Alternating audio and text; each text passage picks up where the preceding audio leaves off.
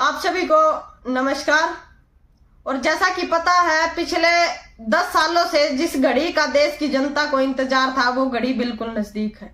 पूरे देश में चुनाव का माहौल है और इसी के चलते कल हरियाणा में भी मतदान होने हैं। तो समस्त हरियाणा की जनता से मेरी अपील है कि अब की बार यह चुनाव किसी पार्टी को जिताने के लिए नहीं है। अब की बार यह मतदान उस तानाशाही तंत्र को हराने के लिए है, जिस तानाशाही तंत्र ने पिछले 10 सालों से हमारे अधिकारों को कुचला है।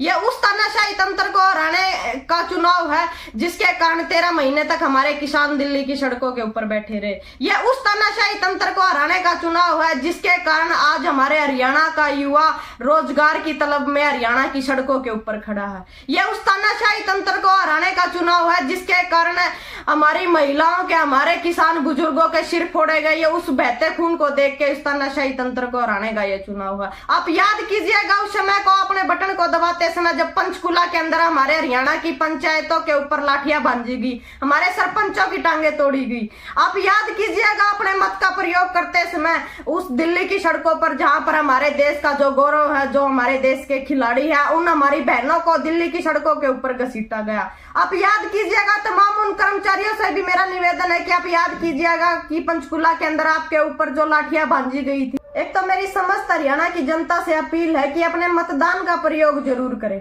कल आपका मतदान आपके भविष्य को तय करेगा, आपके बच्चों के भविष्य को तय करेगा, आपकी खेती किसानी को आपका मतदान तय करेगा, आपकी देश की व्यवस्था को आपका मतदान तय करेगा।